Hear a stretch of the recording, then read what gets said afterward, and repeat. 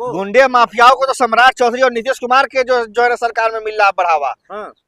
जो अनंत सिंह जैसे हत्यारे को जो है ना हीरो बना करके रखी हुई है बिहार में, और जो है दामाद बना करके उनको जो है ना रखा हुआ है। अब बेकसूर और निर्दोष लोगों को जो है बिहार में काउंटर किया जा रहा है, जिन्होंने प्रशासन के सामने नतमस्तक कर दिया कि लीजिए मैं अपना हथियार आपको देता हूं, मेरी ये मांग है, इसको जो है सरकार तक पहुंचा दीजिए। उसके बाद उसकी जो है ना गोली मार के हत्या कर दी गई। कर्नाटक में जैसे पुलिस वालों को आजीवन कारावास हुआ, फांसी हुआ, वैसे बिहार के उन जो पुलिस वालों को एनकाउंटर, जो फर्जी एनकाउंटर कर रहे हैं, उनकी जांच होनी चाहिए, और उस जांच में जो भी पुलिस वाले दोषी हैं उनको सजा मिलनी चाहिए। अब उनके परिवार वाले यानी कि पिता और चाचा पर एफआईआर दर्ज हुआ, भरत तिवारी के चाचा और पिता पर, और इन मामलों में हुआ जो अवैध हथियार छिपाने को लेकर के हुई है। अवैध हथियार अगर उन्होंने रखा था तो उसके लिए आर्म्स एक्ट लगता है। हाँ। आर्म्स एक्ट के तहत मुकदमा चलता है, न्यायालय इसका फैसला करता है कि आर्म्स एक्ट में कितनी सजा होनी चाहिए। ये नहीं होता है कि आप हथियार रखे हुए हैं।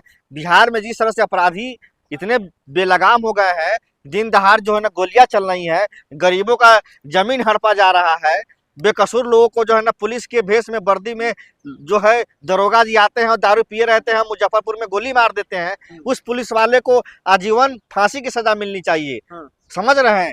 ऐसे प्रशासन के लोगों पर, चाहे वो किसी भी जाति के लोग हों, अगर वो किसी निर्दोष को मार रहे हैं तो उसको फांसी की सजा मिलनी चाहिए। लेकिन सवाल ये खड़ा हो रहा है, जो सम्राट चौधरी पहले कसम खाए थे हम गुंडे माफियाओं को नहीं छोड़ेंगे, अगर गुंडे माफियाओं पर एनकाउंटर करते हैं या अगर उस मुठभेड़ में अगर किसी की मौत होती है तो आप लोग जो है पक्षधर गुंडे और माफियाओं को क्यों पकड़ते हैं? हम लोग कभी गुंडे माफियाओं का पक्ष नहीं लेते हैं। सम्राट चौधरी जो आज मुख्यमंत्री बने हैं, 7वीं फेल है, उनसे बड़ा कोई गुंडा माफिया है? 6 मर्डर के आरोप में वो जेल गए थे और उन्होंने फर्जी एफिडेविट दे करके बेल लिया था कि मैं भी नाबालिग हूँ, और उसी के 6 महीने के बाद दूसरा एफिडेविट फाइल करके जो है एमएलए का चुनाव लड़ गए। तो फर्जी जो है वो सम्राट चौधरी है। ये एनकाउंटर फर्जी एनकाउंटर, आप इसको एनकाउंटर नहीं मानते हैं? एनकाउंटर नहीं है, ये लोकतंत्र की हत्या है, न्यायपालिका की हत्या है। जजों को जो है बोलिए कि छुट्टी पर चले जाएं, न्यायपालिका में जो है लगा दीजिए ताला, और पुलिस को दे दीजिए सब। पुलिस पैसे के दम पे घूस लेकर, रिश्वत लेकर निर्दोष लोगों को जेल में भेजती है, एफआईआर करती है और गरीबों को जो है परेशान करती है।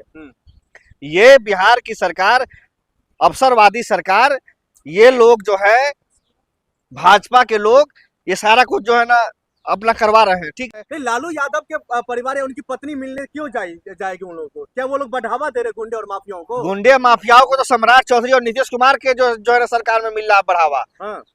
जो अनंत सिंह जैसे हत्यारे को जो है ना हीरो बना करके रखी हुई है बिहार में, और जो है दामाद बना करके उनको जो है ना रखा हुआ है। अब बेकसूर और निर्दोष लोगों को जो है बिहार में काउंटर किया जा रहा है, जिन्होंने प्रशासन के सामने नतमस्तक कर दिया कि लीजिए मैं अपना हथियार आपको देता हूं, मेरी ये मांग है, इसको जो है सरकार तक पहुंचा दीजिए। उसके बाद उसकी जो है ना गोली मार के हत्या कर दी गई।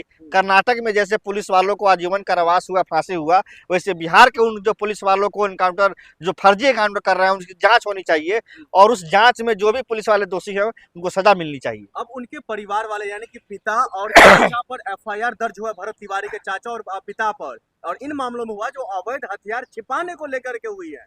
अवैध हथियार अगर उन्होंने रखा था तो उसके लिए आर्म्स एक्ट लगता है। आर्म्स एक्ट के तहत मुकदमा चलता है, न्यायालय इसका फैसला करता है कि आर्म्स एक्ट में कितनी सजा होनी चाहिए।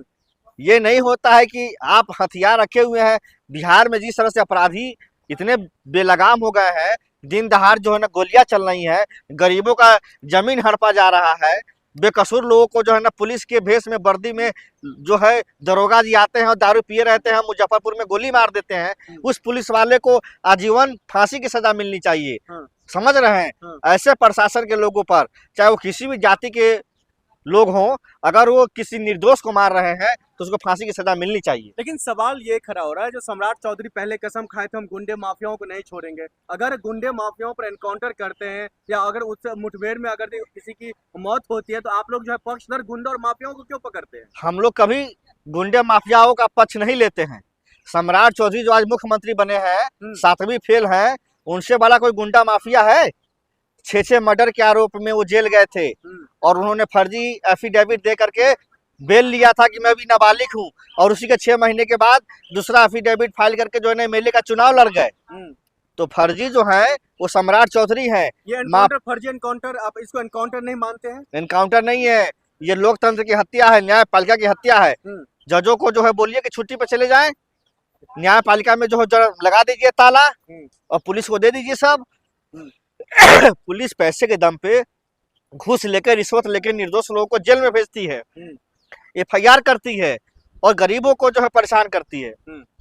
ये बिहार की सरकार, अवसरवादी सरकार, ये लोग जो है भाजपा के लोग, ये सारा कुछ जो है ना अपना करवा रहे हैं। ठीक।